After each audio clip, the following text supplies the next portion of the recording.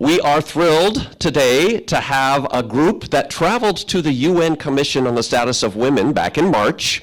And you may know some of the sisters on the left side of the stage, Mary Meyer, Gwen Farry, and Roberta White. We're joined by Wahlert Principal Mariah Reeves and Wahlert students Josie Wolbers and Olivia Hilby. Josie and Olivia are part of the Wahlert Social Justice Club and wasted no time when they got back to actually put some of what they learned to action. So I'm going to give the microphone over to the group, and they'll tell you all about that trip. Good morning again. As you know, the United Nations was begun in 1945 following World War II and 3 decades in which the world was involved in 2 world wars. So they were looking for a way to maintain peace and security without having to do it with bombs. And we've been fairly successful, but at least the whole world has not been involved in a world war since. The following year, the UN invited nonprofits to come together in their own countries to work on ways that civil society could help them do this from the ground up. And so these conventions were started, and the Convention on the Status of Women was begun in 1945.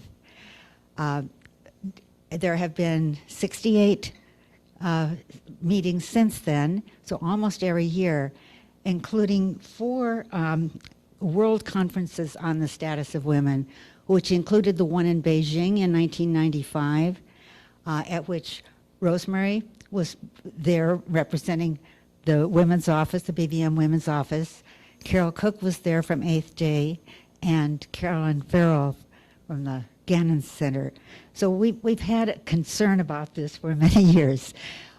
In 1991, the Sisters of Loretto were able to get their own NGO at the UN.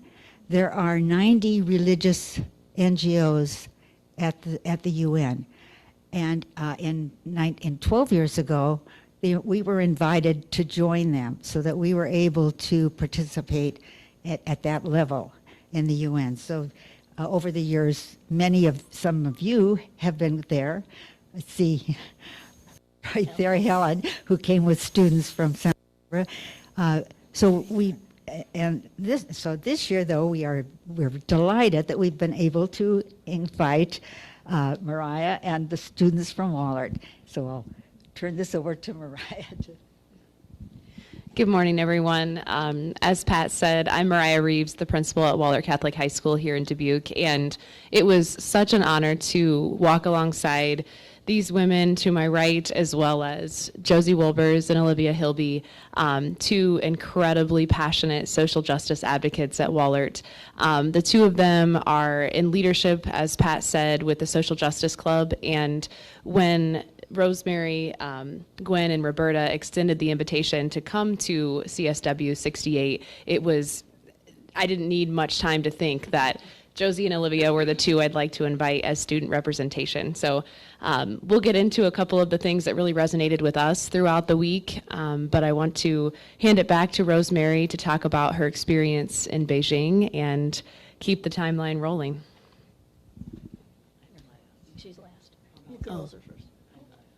Okay, never mind. You want to just introduce yourself? Yeah, I'm Josie Wolbers. I'm a senior at Wahlert Catholic High School, and yeah, like they said, I am I'm the president of our Social Justice Club over at Wahlert Catholic, and no, yeah, and I'm just incredibly grateful to have this opportunity and to have had this experience. So. Yes, I'm Olivia Hilby. I'm a junior at Wahlert. I am also on the board of the Social Justice Club, and this was just a once-in-a-lifetime opportunity, in my words, and I honestly wish we could go back. I enjoyed it so much. One thing that really resonated with us as we came back to Wahlert Catholic and really worked to implement the mission alongside the mission of our school, that the Commission on the Status of Women, their mission reads, accelerating the achievement of gender equality and the empowerment of all women and girls by addressing poverty and strengthening institutions and financing with a gender perspective. So we've been working really diligently at Wahlert to make sure that we have equal access and equitable practices for all students who cross the threshold of our school. And that's something that really resonated with the three of us when we went back to Wahlert and implemented this with the student body.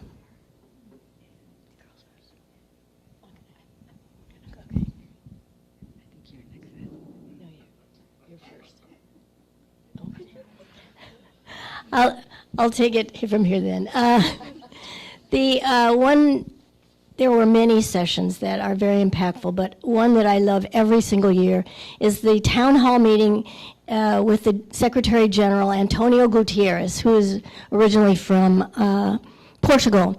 This is his second term, and they introduced him as our feminist Secretary General, which is very, very true because he has worked so hard for women's rights.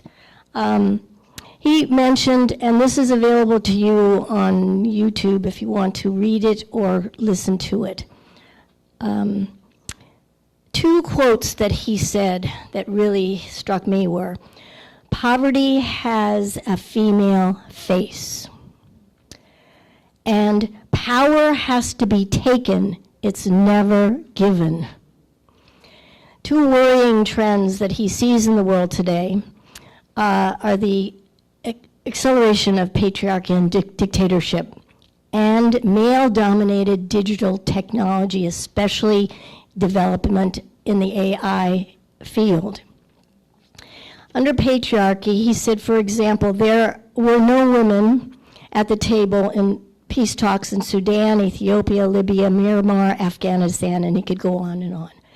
In conflict zones, those who are dying and suffering the most from wars waged by men are women and children. For example, Gaza, 2/3 of the deaths are women and children. The facts are clear. Women lead to peace. We need women at the table.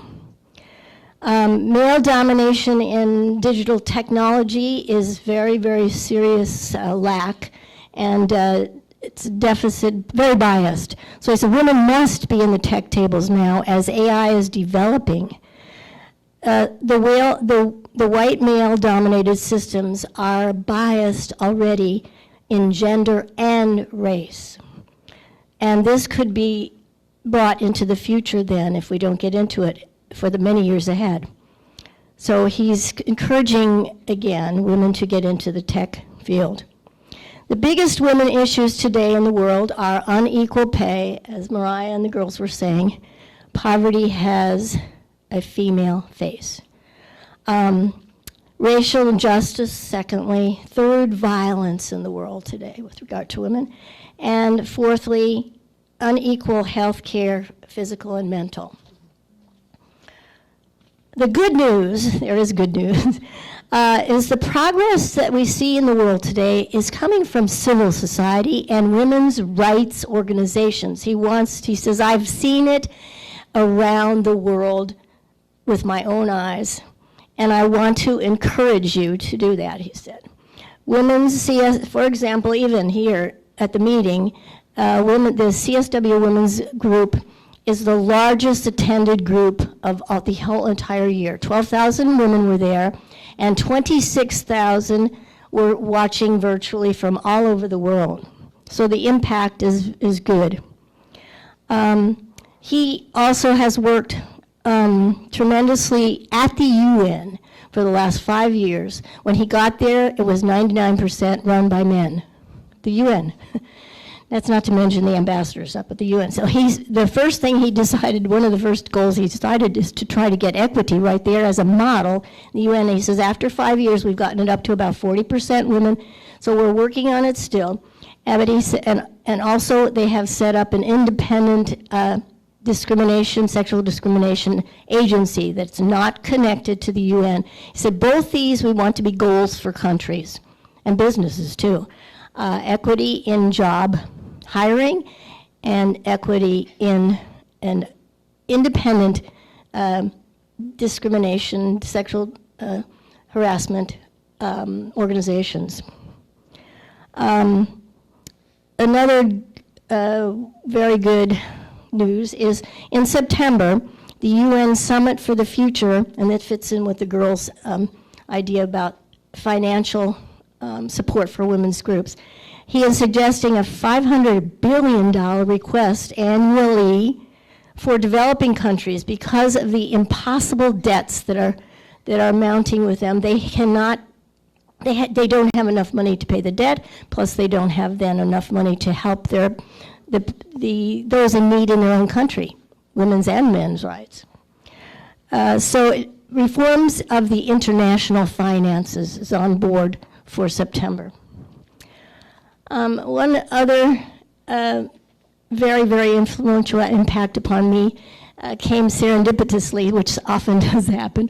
Rosemary wanted to get something at the artisan fair. And so we walked about 10 blocks. We said, oh, this is far. But we went there, and it was a beautiful meeting with a group of Ukrainian women. They were fundraising for the war orphans of Ukraine. There they are. And just the impact, I mean, right now I can hardly talk about it because Irene is on the right, then Rosemary, me, and Yana, Sophia's on the left. But Yana with the little flowers on her head looks like she's about 25, doesn't she? She has 4 children. And she showed us, Rosemary, she showed us pictures of her family, and then she told us her 2 older sons in their 20s and her husband are fighting in the war.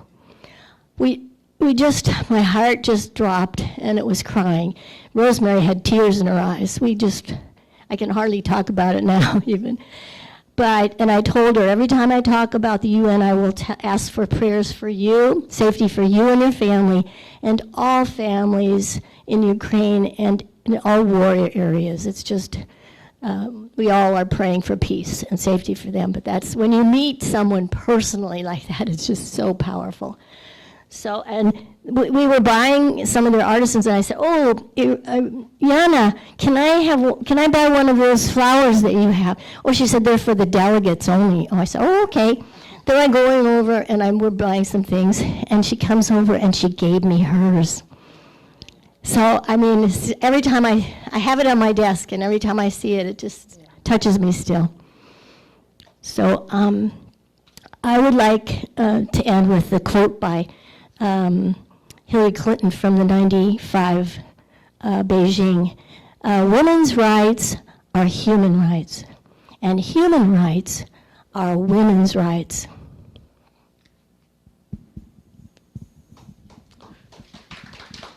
Thank you, Roberta.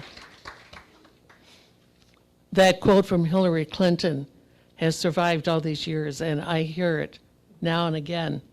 It's amazing. So thank you for coming and listening to us. I was reminded about a favorite line of mine from Mary Oliver and listening to the people this morning. She said, keep some room in your heart for the unimaginable. Or for the unimaginable, sorry. Keep some room in your heart for the unimaginable. And that for me kind of sums up the whole event that we attended, that we kept hearing things, whether it was group or whether it was an individual. And I'll focus on a few individuals today. I'm extremely grateful for the opportunity to be participating in a UN gathering again. Because of the emphasis on women, that's, as you know, a part of my heart, and it's wonderful and energizing to be with women from countries all around the world. So I'm just going to go through some of the stats, but mostly the stories. And this relates a lot to the leadership, as Roberta was telling us about, of the Secretary General. That room that he was giving his talk in had 700 or 800 chairs, and you had to have a ticket to get in because there were so many people who wanted to hear him because of his leadership for the whole world. So let's move a little bit to the future. By 2030, now that may seem a long time away, it's only 6 years from now. By 2030, an estimated 342 million women and girls will be living on less than $2.15 a day. And that is with all the work that's being done around the world. Violence against children is the focus of one of the United Nations groups. And we all know from our teaching experience and so forth that some children are the victims of violence in more than one area. So think about that. And one of the women shared what her mother had told her over and over again. Her mother used this statement over and over again, and it took her a while to understand what she meant. Her mother kept saying, "Hold the stick in the middle." And she's like, what is she talking about? Hold the stick in the middle. And what her mother was describing was she's trying to raise the family, and she's also trying to work full-time in a job so that they can have something to eat. And then the response to that in the group was that really some things haven't changed, and many, many women still are needing to hold the stick in the middle. Then the United Nations some years ago, and some of you have already gotten this in email this morning, and the rest of you will get it later on today if you didn't get this morning. These are the Sustainable Development Goals of the United Nations, and the United Nations is counting on all our help for those goals to have them. There are 17 of them. I'm only going to mention 5, but there are 17 of those goals. So they include no poverty. Think of what that would really help in our country and other countries. 0 hunger. These are revolutionary ideas, and yet they're very basic, it seems to me. Quality education for all. Clean water and sanitation, and climate action. So there they are, all of them.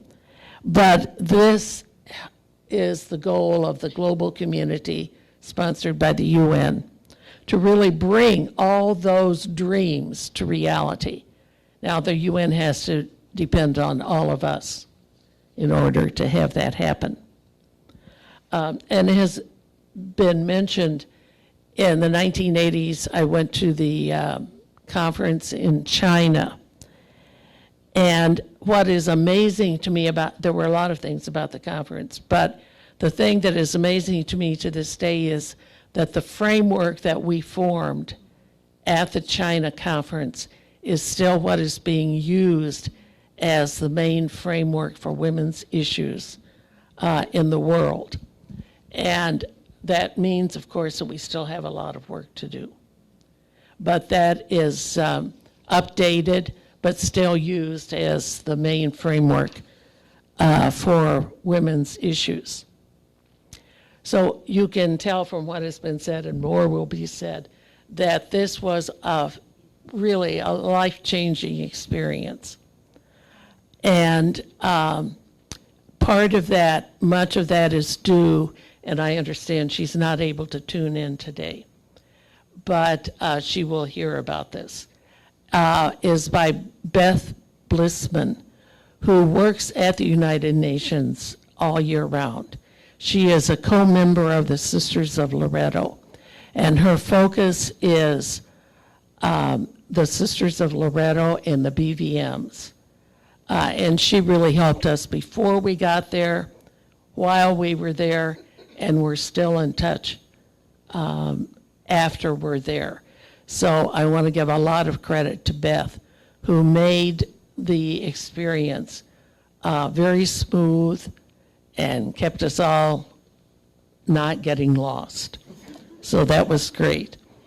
And I'd also like to thank you that you're interested in all of these issues, and that through the decisions that you make, even though you might think, well, they're pretty simple, well, they're lifestyle decisions, and those relate to many of the sustainable goals. So you are a part of the UN as well. Okay, do you want to do, we'll do the prayer later? Yes. We'll end with prayer a little later on. Several of the sessions were held in the Church Center, which is a building across from the UN, and that's where Beth Blissman has her office. But we attended 3 or 4 in that building. The first one was about mothers, grandmothers, aunts, and the influence that we have as older folks on the young women, and how it's one of the most important things is to have young women know that they are important, that they can do it, that they have influence. And so it was very heartening to hear that, because as we get older, we think, well, what can we do? So we do want young folks to know that we support them, and we are so pleased that they inspire us for sure.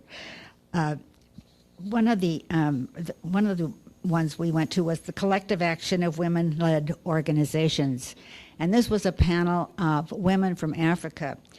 3 of the countries that they were from, they were NGOs from Kenya, Ethiopia, and Uganda.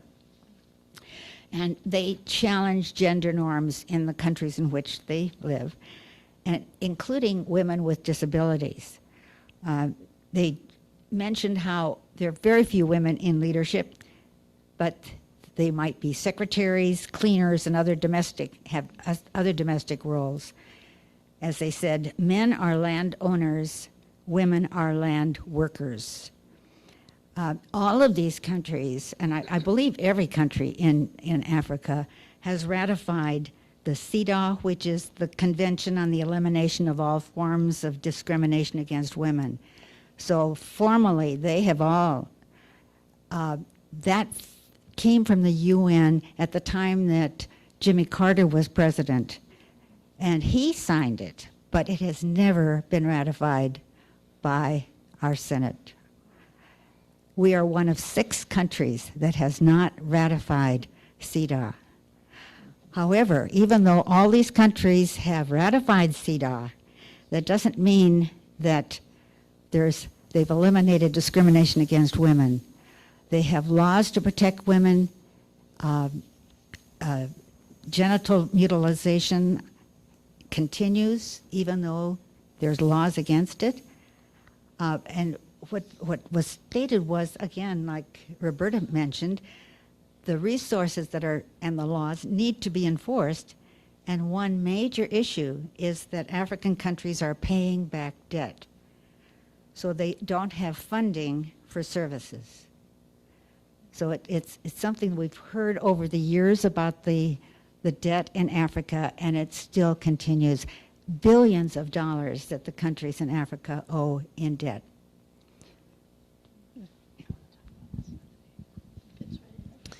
I just wanted to go back to what Gwen was saying about this particular session on mothers, daughters, grandmothers, and aunts. This really resonated with me and set the tone for the entire week. This was an NGO session that was held at the church office across the street from the United Nations headquarters. And the thing that really resonated with me was this idea or this notion of a safety net, thinking about not only that advocacy cross-generationally, but also walking alongside one another as sisters and as, aunts, grandmothers, moms, the session opened with asking the women and just the folks in the room to identify where they fall within those different titles. And I was thinking really strongly as the women were talking on the panel from all different backgrounds and vantage points about my own narrative. And just this was incredibly empowering to me. I was raised by a single mother who was just, she is an incredible warrior. I mean, a survivor. And I learned so much about being an advocate for my voice and the women around me. And it propelled me into my career field, and just, I can hear my mother's voice telling me, you know, you deserve a seat at the table. And that this session just really captured that for me, because I thought about the notion of being a safety net, and it's what really drove me to pursue a career in education, to walk alongside young women who are aspiring to become whatever it is that's the focal point in their mind. And to be able to walk with them and help them envision that and really see that into fruition is the most powerful thing that I can possibly think of. And that's what led me to this work. And the different quotes here and the different juxtapositions that Gwen highlighted really stood out to me in thinking about talking with women around us of any generation, any age. What is your purpose, rather than what is your major, if we're thinking about students walking through their post-secondary journey, or, you know, even beyond that. Instead of just that career-centric mentality, what drives you? You know, our vocation is where our passion and joy and the sense of God's calling really come together. And that's something that really stood out to me. I wrote copious notes on that section because I just thought, that is so powerful. If we could come alongside one another and talk about our purpose rather than, you know, what is it that you do for a paycheck per se? You know, what is it that drives you in your heart posture? And what is that gravitational pull that leads you to get up every morning and do what you do? And they talked about that. How incredible would it be to elevate the voices of women of all ages by talking about what it is that is our heart's desire? And that just moved me so incredibly. You know, talking about making money versus making a difference. Later, I'll talk a little bit about what they coined as feminist economics and how we can help to create a firmer foundation for financial health for women. But I just thought it was really interesting to look more multidimensionally at making a difference, because if we find that intrinsic sense of joy, that career is going to be far more robust for us. And I just wanted to zoom in on those pieces, because the other piece that really drove this session was recognizing unpaid work, the domestic work in the home, raising children, maintaining the home globally is something that we need to elevate and think about as a social opportunity to provide potential compensation for that, or to recognize that as part of the collective ecosystem of work, because there are so many women who are contributing and working, quote, full time to maintain the home, raise the children, and we don't recognize that as some sort of economical contribution, and that needs to be a focal point. Yeah, I'd say something that really stood out to me in that session was talking about unpaid care work. This was the first time I ever heard about like that term, or had that term like brought up to me, and it continued to be a point throughout the whole week. So, sorry, I'm not going to be as eloquent as Ms. Reeves was, but in my speech. But it's just interesting to think about, because you see, like I see it every day, and it's not only something that happens here, but around the whole world. And I attended a conference also with the Nordic Council on this topic as well. And it's something that they're really focusing on there, and also talking about maternity leave and what that looks like, and paternity leave and how that looks, and how that's unequally divided over there, and what they're trying to do to recompensate and that aspect of it. And that's not really something I've thought about a lot deeply, and how it impacts women and children here, and fathers here as well. And yeah, so it's just an interesting point that really just had me thinking throughout the whole week, and I think that came up in multiple sessions. Yes, this session also really stuck out to me, kind of going off a little bit what Ms. Reeves was saying, but the way we use our words when we're around, especially like younger girls. Like I work at a daycare and at a sports camp, and not because like, I feel like my role as a woman I'm supposed to take care of kids, but because I do love it. And I feel like this really just made me think about, obviously we get trained and whatnot on like the types of things to say, and as our early childhood development education gets better, we get trained on what words to use instead of maybe like traditional punishments or whatever, and just like how am I talking to especially the younger girls that I take care of at these daycares or whatever, and how can I foster this sense of belief in themselves specifically instead of kind of getting torn down. Something too that I'd like to touch on with this session. I think, especially talking about how the way we talk to younger girls, I grew up kind of like with a person who kind of stifled that in a sense, and to me, and then I have a mother who's very empowering and very uplifting in that sense. So it was like hard to deal with both sides of the spectrum. And now as I work with children as well, I'm a dance teacher, I found it really hard to say the right thing or to do the right thing, and feeling like I don't want to impact these children in a way that like hurt me as a kid too. But I think I realized just like recognizing that and trying to bridge that gap has been something that's like as equally as powerful, and as equally as something that I am like making a difference, and I'm breaking this cycle, especially within the dance community. It's a big thing. So yeah, just like kind of feeling empowered in that sense was something that I took away from the session as well.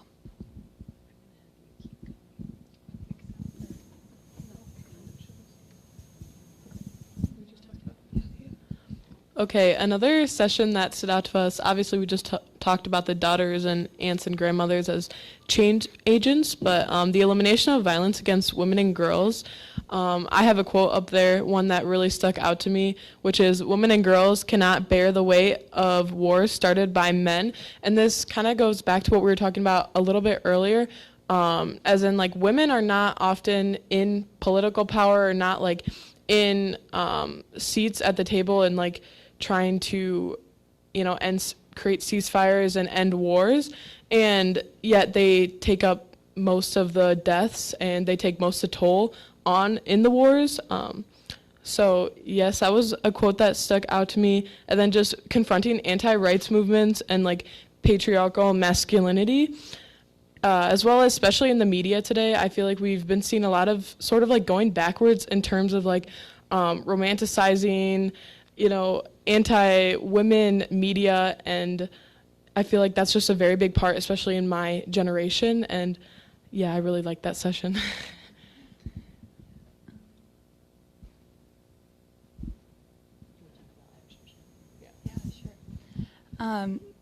So we also had the opportunity to attend the Irish Mission and sit on a panel and speak a little bit about our interest in art, and really listen to some of the girls our age too. And I think something that Sister Rosemary said too that like really stood out to me was just the energy in the room, and especially the energy of people that our age and women our age, like being very passionate and working in these like fields now. Made me feel very empowered, and it had this like energy of wanting to make a difference and wanting to go out and do and have change like in our school and in our community and stuff like that. And the ability to know that like I can do that even though I am like younger, like I still have a voice and I still am able to like speak my truth and be heard in what I believe and make a difference in those areas as well. Yes, we had the opportunity to be surrounded by a bunch of girls our age who were all very powerful and passionate about these similar or same topics. And instead of, feeling like, oh, I can't be as good as these girls, they're doing so much in their communities, like versus how much am I doing? I felt empowered, and it felt very uplifting. Instead, it was just a very positive environment. And it was truly amazing. And obviously we got to talk with Ambassador Fergal, from Ireland, and he talked about what they're trying to do in Ireland to help promote girls, especially at a young age and starting, in primary school, how they are facilitating change. And yes, it was just a really amazing opportunity, and we got to bounce a lot of ideas off of each other. And then right before we went to the Irish Mission, we also got to meet with the U.S. Ambassador for ECOSOC, or Economic and Social Council, which was Ambassador Cardi. It was an amazing opportunity to speak with her. We got to speak with her with a group of girls also sponsored by the Loretto community from Texas, Colorado, and Ohio, I believe was the last state. And we just got to introduce ourselves to her, talk about what we were passionate about specifically, ask her questions, and that was just really cool to see someone who's, in our country, comes from similar backgrounds as us, making change in the world. And something too, with the Irish Mission that we went that we were talking about, was just like the interconnectivity of like all the issues we talk about, like women in poverty, women in gender-based violence, and education advocacy for women. They're all like interconnected and really linked to each other. We started talking about people in our women in our community, girls in our community who can't make it to school because they don't sponsor buses in that area, and then how do they make it to school, and how that corresponds with their likelihood of gender-based violence and stuff like that, and then their education if they can't make it to school and stuff like that. So it's just kind of realizing if you're touching one part of the spectrum of what we're trying to make a difference in, and like the points we talked about with like that with the UN and stuff like that, it's that how they're all like interconnected, and how if you're touching one aspect, you're touching all of the aspects as well. Yes, and going off of that, obviously all of the girls in that room, we are currently in school, we're being educated, we want to pursue higher education, and so that topic came up a lot, and it got me thinking specifically here in Dubuque, there's a very large amount of our like Marshallese and Black population who have chronic absenteeism, and it's significantly higher in girls and people from different ethnicities than it is in like whites, and I feel like that is just something that really gave me a lot of insight, because I know girls have similar situations in where they're from.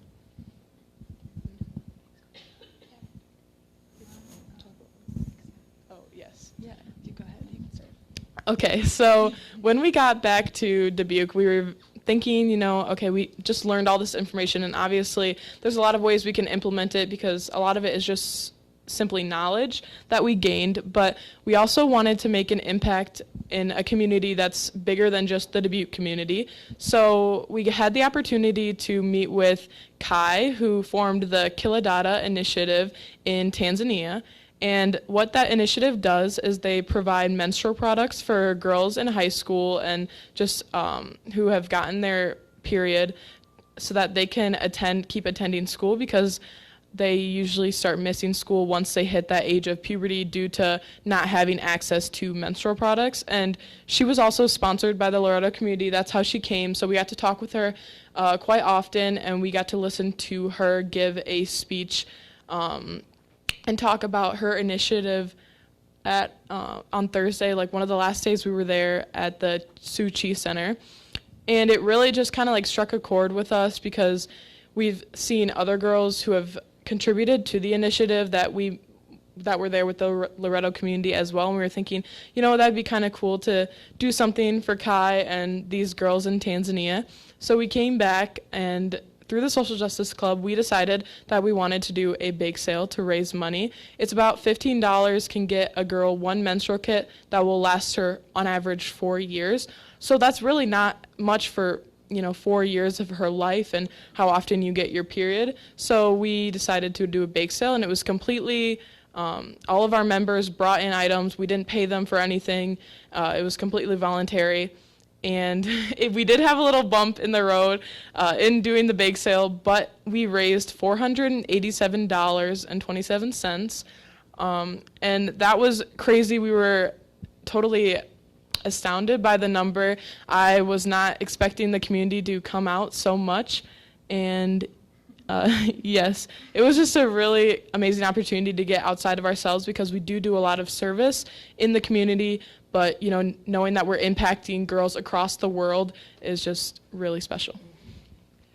Something that stuck out to me that you said during the bake sale, it's a little bit unserious, but I was walking back and I was like a little bit of frustration because it just felt like because we were told that we couldn't do it on school grounds just because of some health code things or whatever, and we were not aware of that until about 10 minutes before. So we had to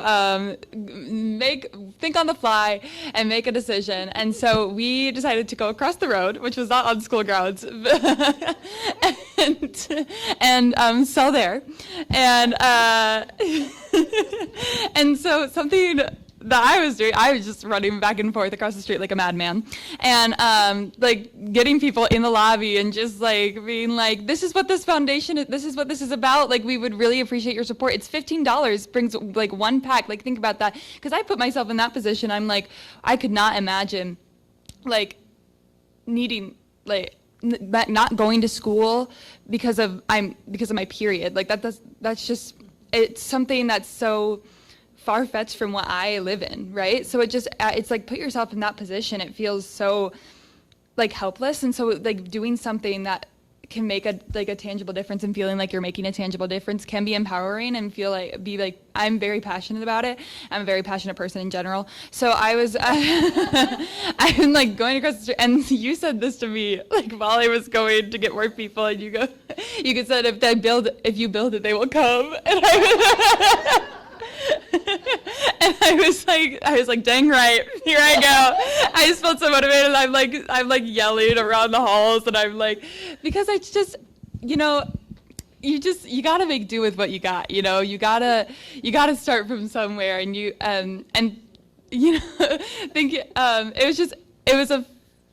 though it felt kind of defeating in a sense. It's you take that and you use it as fuel, and that's something I've throughout this whole session, I felt it's women have been treated like this and been beaten down for so long, and it's only I don't know 50 years ago or whatever, we couldn't vote. It's crazy, but it's you take that and you use it, and it can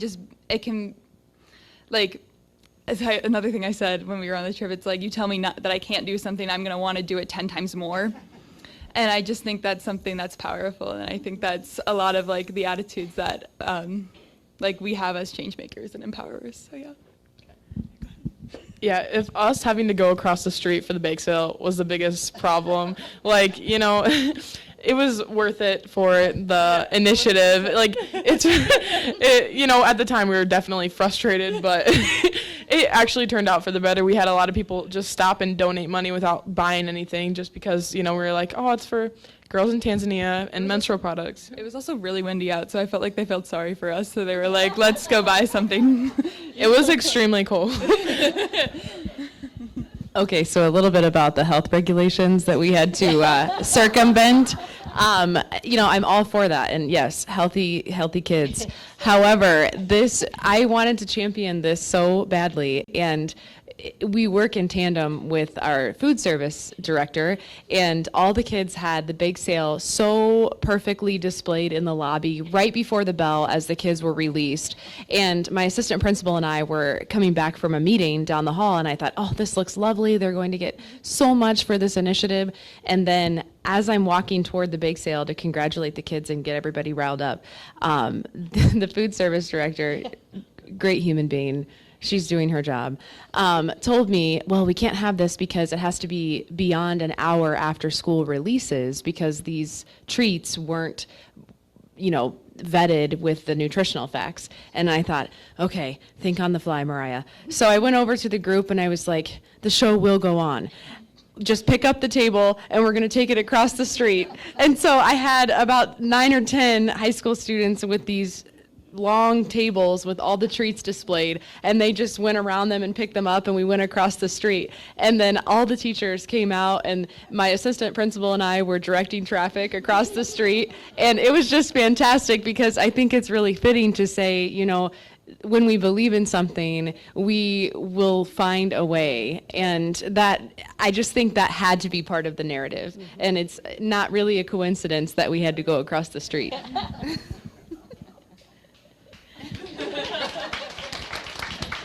There's also a basket here in case anybody wants to donate. And you can give it to us anytime too, and we'll give it to them.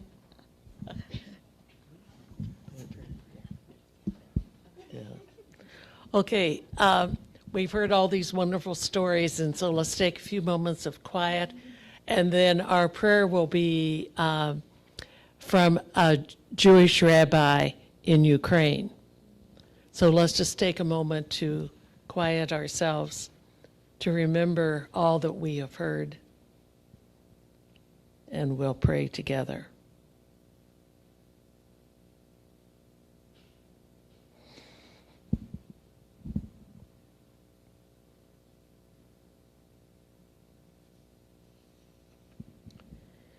May we see the day when war and bloodshed cease, when a great peace will embrace the whole world.